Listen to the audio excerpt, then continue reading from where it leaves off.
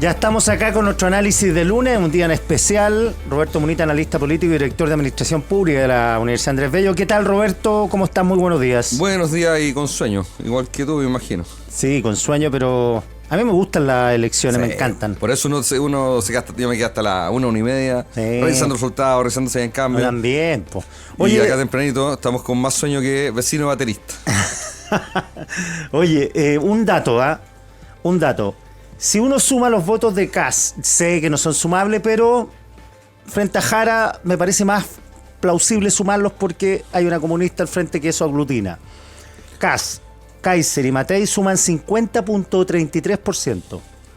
Ponle tú que sumemos a París. No, sumamos a París y no pensando que van a votar por Kast, sino que como oposición suman 70.04%, 70%, más que el rechazo. Sí. O sea, el oficialismo se quedó solo con la votación de Jara, porque los otros tres no emplacaron. ¿Cómo se explica tamaño derrumbe? De hecho, Jara sacó menos que la suma de los partidos en la parlamentaria, de los partidos del oficialismo. A ver, esto tiene que ver, yo creo que con dos cosas. Primero, con que la elección, y esto pasa siempre, no es una cosa solamente de esta elección, la elección fue vista como un plebiscito a la gestión del actual presidente. Entonces el actual presidente apenas se queda con menos, incluso del 30%, o el oficialismo se queda con menos del 30%, que son los que han apoyado drásticamente y lealmente a Boric, son los que votaron por Boric en la primera vuelta. Entonces hay una lectura ahí que no trascendió más allá, en el fondo. Muy poca gente, o sea, siempre hay casos, pero muy poca gente que no apoya al gobierno apoyó a la candidata Jara. O sea, la candidata Jara, que sabíamos después de la primaria tenía que salir a buscar los votos de los descontentos, los votos indecisos, etcétera, no logró eso. Eso es lo primero. Yo creo que el segundo factor es lo polarizado que quedó el escenario después de la primaria. Acuérdate tú, Guille, que hasta antes de la primaria, quien estaba arriba en las encuestas era Matei. Claro. Y Matei empieza a bajar justamente después de la primaria de Jara. Se desploma. Por supuesto hay errores propios de la candidata y el entorno. En el fondo, Matei baja un poco por eso, pero también Matei baja, o al revés. Kast empieza a subir porque mucha gente empieza a decir, si a un lado tenemos una comunista, al otro lado necesitamos una persona que sea más o menos polarizada, en el fondo. Y eso polariza la elección. Mira, el dato que te daba. Jara obtuvo 3.475.883 votos y la lista parlamentaria oficialista sumaron 3.946.000 votos, o sea, 500 votos, un poquito menos de 500.000, 400.000 y tanto, que votaron por el candidato oficialista, pero no por Jara. La tiene difícil Jara. La tiene extremadamente difícil. Tiene que ser un milagrón, ¿no? Sí. O sea, yo sé que hay mucho tema, va a ser difícil hablar de todos los temas que yo tenía al menos en la cabeza, pero te puedo decir que hoy día yo siento que hay 3 grandes ganadores y hay 3 grandes perdedores. Y muy brevemente los voy a mencionar, después vemos en cuáles nos metemos. Pero partamos por los ganadores. Los ganadores, a mi juicio, son primero José Antonio Kast, sin duda. No solamente porque pasa segunda vuelta, sino que pasa con una tremenda votación y muy cercano a Jara. El segundo ganador es el Partido Republicano, que logra ser la bancada más grande. Se lo arrebata a los partidos de derecha tradicional, que históricamente habían sido los más votados. Y el tercer gran ganador, a mi juicio, es el Frente Amplio. Ojo, el Frente Amplio, a pesar de que pierde diputados, antes tenía 20, ahora saca 18, pero de todas maneras se configura como la principal bancada de oposición. Llegó con 17. Alguien cayó en la noche. Cayó en la noche. ¿Viste? Claro, 17. Hasta la 1 mañana no fue suficiente. Oye, pero mira. Perdón, y los 3 grandes perdedores, y con esto termino, Janet Jara, sin ninguna duda, Chile Vamos, como conglomerado, y las encuestas. A ver si logramos las 3. Y el Matei. También, el Matei, sí. Oye, pero el Partido de la Gente, yo creo que es ganador. 14 diputados tiene más que RN. RN notea tiene más que el Partido Socialista, que tiene 11, más que el PC, que tiene 11, más que la Democracia Cristiana, que tiene 8. Estaban celebrando sin la Democracia Cristiana, pensaban que iban a tener 4. Sí. Oye, y 31, la suma de RN y UDI suma 31, al igual que Republicanos solo. El número mágico es, para las mayorías absolutas, es 78 diputados. 77 suma Chile Grande, Unido y Cambio por Chile. Ahora, vamos a ver si son sumables, po. Vamos a ver cómo se comporta, si hay una vocación de unidad, de conversación ahí. Estoy revisando, perdón, el sitio Anholster de CIDE Chile y me arroja 76 para la gran derecha, en fondo. Se cayó un UDI en la noche. Sí. Y subió uno de la gente. Y eso la verdad es que está bajo las pretensiones. Se esperaba entre 80 y 85. Algunos, los más entusiastas, decían que podían llegar a 89, a los 4 séptimos. Que nadie tenía el partido de la gente. Claro, exactamente. O sea, nadie pensaba que el partido de la gente. Yo le pregunté a la Pamela Giles, le pregunté cuántos diputados quería sacar y me dijo 6. Y cuando dije 6 en un programa, me escribieron, no, están locos, ¿cómo se ocurre 6? Con suerte 3. Yo dije siempre 3 o 4. Claro, sí. 14. ¿Sí? 14, que eso... Yo siempre pensé que iban a sacar diputados en los distritos más grandes, porque decía el 8º diputado, el 7º diputado, el último escaño, puede quedar para un PDG. Pero sacaron en distritos de 5, sacaron en Atacama, ponte tú. Claro. Sacaron en distritos donde no se pensaba que iban a tener fuerza. Ahora acá se va a tener que ir derecho al norte. Arica, Tarapacá, Antofagasta, sí. Copiapó y casi Coquimbo ganó Parisi. Así es. O sea, todo el norte, esto es como cuando se tacha el mapa de Estados Unidos, las costas demócratas, sí. El centro republicano aquí es el norte Parisi, el centro Jara y el sur Cast. Así es, exactamente. Y ojo que también Parisi tuvo harto voto en el sur. Sí, si le fue bien en general en todas partes. En Santiago bien. Fue donde le va peor. Claro, y eso tiene mucho que ver con el discurso de Parisi, que fue un discurso súper regionalista, súper de los postergados, ¿cierto? Y los postergados, por supuesto, están en regiones. Entonces, ahí ojo, porque Kast, que es un candidato que se ve muy centralista, tiene que asumir un discurso, un relato más regionalista. Ahora, Pamela Giles va a ser la líder, o lideresa, como dicen ahora, del partido de la gente, y ella tiene que mantener la cohesión del partido. La acabamos de entrevistar y dice que ella se va a encargar de mantener la cohesión, y que a diferencia de la vez pasada cuando el partido duró 10 minutos, menos que un candy, claro, dice, ahora estoy yo. Y eso tiene mucho de verdad, porque la vez pasada el partido de la gente sacó 6, si no me equivoco, 6 o 7 diputados, pero no había ningún líder. El único que era famoso de antes era Gaspar Rivas. Pero Gaspar Rivas no tiene, con el respeto que me merece Gaspar, pero no tiene muchos dotes de liderazgo, ni de cohesión, ni de manejo de equipo.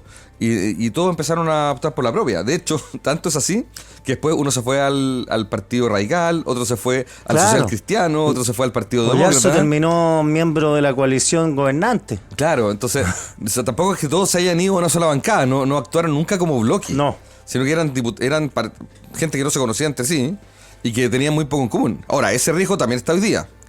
También los PDG probablemente no se conocen entre sí, no vienen de una corriente, son tipos que a lo mejor mandaron su currículum por la página web, o de que Parisi tiene toda esta idea de la democracia digital, donde uno se postula y gana, al fondo, por puras redes sociales. Entonces, nada nos asegura que haya buena cohesión entre el partido, salvo el rol que pueda tener Pamela Giles como directora de la coalición. Que tiene talento político, tiene carácter, es una voz autorizada. Tiene votos, arrastró a la hermana de Parisi. Claro, no, sí, va a ser distinto, creo yo, habrá que ver el desarrollo. Partidos que terminan su existencia, Radical, hasta anoche, ya no sé, hay que chequear ahora, Federación Regionalista Verde Social, Acción Humanista, Evópolis, definitivamente ayer hablé tarde con un miembro de Evópolis, uno de los fundadores, me dice estamos muertos y... Evópolis está sacando 2 diputados, anoche eran 3. Claro, se cayó Undurraga. No, y cuando yo vi ya se había caído Undurraga y eran 3. Y bueno, quizás estoy con tanta... Demócratas también, se finí. Demócratas está sacando un diputado. Partido Social Cristiano, por ejemplo. Amarillos, todos esos partidos desaparecen. Amarillo no sacó ni siquiera a Jonet, que todo el mundo lo da por reelecto, el líder y presidente del Partido Amarillo. Ya, y esto liviana lo que hemos conversado tantas veces acá, la cantidad de partidos que hay, el fraccionamiento. Ahora con todos estos partidos que se van, ¿no queda más ordenado el Parlamento o no? En principio sí. Ya, en principio sí, en el papel.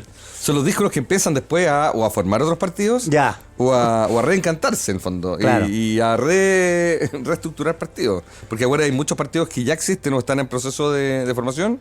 Entonces es muy fácil para un parlamentario irse, ponte tú puedes inventar, al Partido Libertad del Rojo Edwards, por ejemplo. O al Partido Popular de la Carolina Oliva, en el fondo. Entonces puede que igual después tengamos muchos partidos, muchos micropartidos con 1 o 2 parlamentarios. O sea, salen algunos y aparecen otros. Otras pymes. Sí, exactamente. Oye, hablaba Paulina Núñez, mencionó al senador Calisto, elegido. que, para que la gente recuerde, él iba por Chile Vamos, no, se fueron todos a acostar con el candidato como por Chile Vamos y despertaron y el candidato estaba en el Frente Regionalista Social, que es el partido gobernista. Uno de los partidos gobiernistas, ahora ya no sé cuál gobernista, pero gobernista hasta ahí nomás, acuérdate que ahí. fue por un pacto aledaño y le quitaron el único ministro que tenía. Claro, pero Calisto es un voto súper importante ahora en el Senado. Sí. O sea, como una persona, un voto se transforma en una especie de tesoro. Sí, de bisagra. Y bisagra. Como los Bianchi, en el fondo. Los pueden mimar, o sea... Como los Bianchi en el Senado y en la Cámara. Puede dejarse mimar ese hombre. Sí. Y ahora acuérdate que Calisto también tiene un problema judicial. Entonces, claro. Yo no sé si ya está desaforado o lo iban a desaforar. Está desaforado, pero no está impedido de... formalizado. Pero si él llegase a caer, el que asume lo decide el partido. Y lo más probable es que sea Jaime Mulet el senador. Claro. Quizás. Que en el fondo el top ten del partido. Me gustaría revisar las normas, pero sí, es una tesis en el fondo. Claro. Porque, claro, depende mucho si lo proclama o no el TRICEL. Acuérdense que estamos todavía con resultados preliminares, parciales. Es el TRICEL el que designa, o el que proclama, más que designa, a los candidatos ganadores. Entonces, claro, si el TRICEL dice, no, esta persona está invalidada, no sé qué pasa aquí con la elección, debiera ser el siguiente en la lista. Oye, una precisión, los partidos se disuelven, pero los parlamentarios electos ejercen el cargo, no es que quedan eliminados, sino que tienen que aguacharse en una bancada, declararse independientes. Claro. Ahora, unirse no son pocos, o unirse al partido de la gente, como dices tú, que puede aumentar su... Pueden salir a cazar a los solitarios. Sí. De hecho, eso hizo Kaiser cuando formó su Partido Nacional Libertario.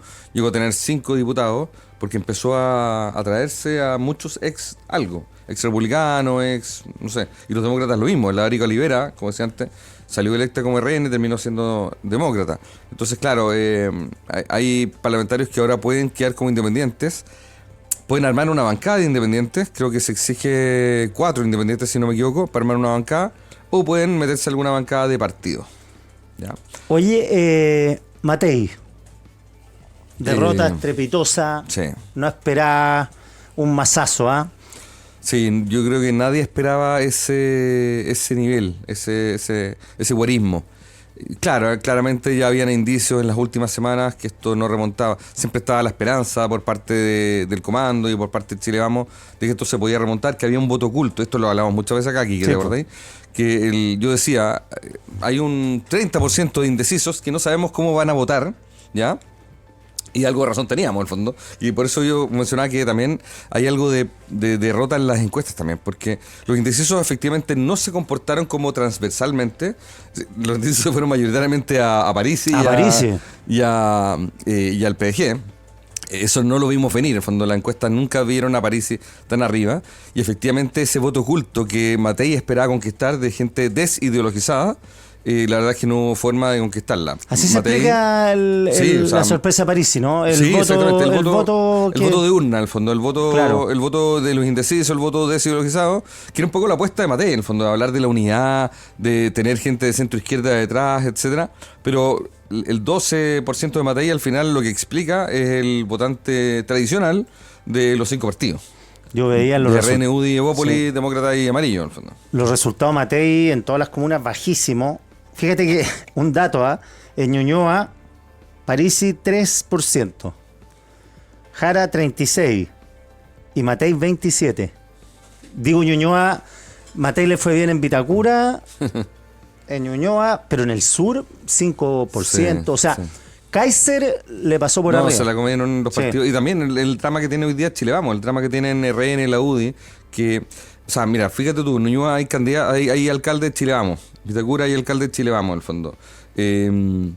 Chile Vamos sigue teniendo potencia en el ABC1, sigue teniendo potencia en algunas comunas urbanas, pero el mundo rural, que históricamente fue DC, que después pasó a ser UDI, RN, hoy día ese mundo rural, sobre todo el sur, es súper republicano o libertario. Súper republicano. Sí. Oye, tú que conoces al sector, ¿qué va a pasar con Chile Vamos? Los ánimos están abajo, les fue La UDI, bueno, a la UDI salvó la estantería con 18 diputados. Pero ojo con algo, perdón que te interrumpa. Sí. La UDI le fue mucho mejor que a RN en diputados. RN bajó de 18, si no me equivoco, a 13. Pero en senadores se da vuelta la tortilla. La UDI no sacó ningún senador nuevo y perdió varios senadores. En cambio, RN sacó 4 senadores nuevos. Creo que apostaba a 4 también, o sea, mantuvo el número. Ahora, ¿no crees tú que Chile Vamos requiere una ingeniería... Un partido... Sí, requiere una ingeniería electoral Evópolis, importante. además son 2 partidos ahora. Exactamente, 2 partidos que pesan poquito. ¿Y tú crees que puede haber fuga de algunos UDI republicanos? Sin duda.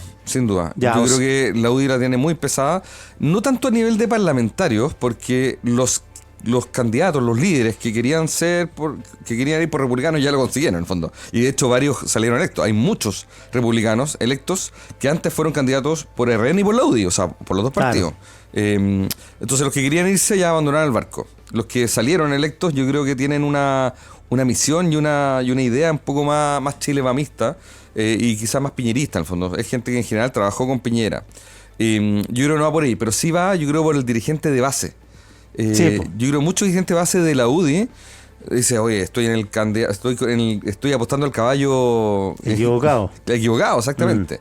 Y eso puede ser un trasvasije de votos gigante en 3 años más para la municipal, 4 años más para la parlamentaria. Entonces yo creo que Chile Vamos tiene que jugar otro partido, ya sea como una federación de partidos con una dirigencia común, con una coordinación más potente, o bien pensar en una fusión. Y lo mismo que yo hoy día le digo, y anoche me tocó preguntarle a Osvaldo Andrade, si el PS con el PPD están pensando lo mismo, porque frente a un partido comunista y a un Frente Amplio con más diputados, ahora el PS empató. El PP le fue bien, ¿ah? El PP le fue bien, exactamente. Sí, y a la EC también le fue bien. Pero ayer cuando le hice la pregunta a Andrade, el PS está sacando 8 y el PP está sacando 8 también. Entonces, si no les convenía formar un partido socialdemócrata, claro, que le haga el peso al Frente Amplio. 9 diputados tiene el PPD, en la mañana hoy día ya con todos los votos escrutados, 11 el PS, suman 20, 3 más que el Frente Amplio.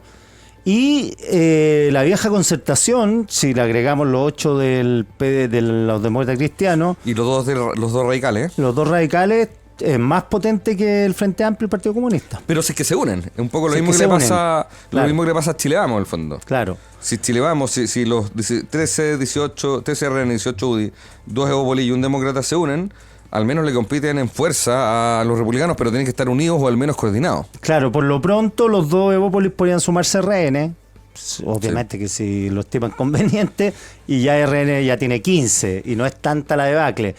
Matías Walker, ¿qué posición va a tomar con Kast si gana Kast en el gobierno? Yo creo que los partidos demócratas y amarillos tienen que hacer también una profunda reflexión de cuál va a ser su rol en un próximo gobierno, tanto de Jara como de Kast, ¿ya? Pero por supuesto lo más probable es que terminen aliándose con Chile Vamos. Ya se han construido puentes y yo creo que los Walker, los Rincón y todo ese mundo, yo creo que se han sentido cómodos con Chile Vamos después de la experiencia de Matei. Yo sé que estamos al fuego, pero quiero hacer un pequeño comentario sobre la encuesta, muy cortito. Sí, efectivamente la encuesta, algunos dicen que se equivocaron, no vieron a París y eso es efectivo, pero yo las quiero defender un poquito, quiero ser un poquito abogado del diablo, muy cortito.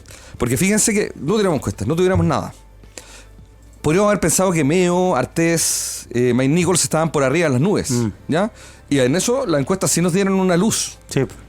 O sea, la encuesta, insisto, no nos dicen toda la información, pero sí al menos nos permiten ver quiénes son los realmente competitivos y quiénes son los que en verdad estaban como un poquito... Sí, se equivocaron mucho con París. Sí, se equivocaron con París, insisto, por esta información incompleta que había. Que había pasado con Beatriz Sánchez, ¿te acuerdas? Que también, sí. En esa elección que ya también... le pasó con el rechazo en el primer proceso constituyente, pero insisto, las encuestas también nos dicen que hay candidatos que no tienen por dónde y en eso han sido consistentes. Y los 2 primeros, salvo la Cosa Nostra en su momento, los 2 primeros fueron lo que dijeron las encuestas, Jara y Kast. Roberto, 1.000.000 de gracias por esta conversación. Roberto, analista político y director de la carrera de Administración Pública de la Universidad Andrés Bello. Muchas gracias a ustedes por la invitación.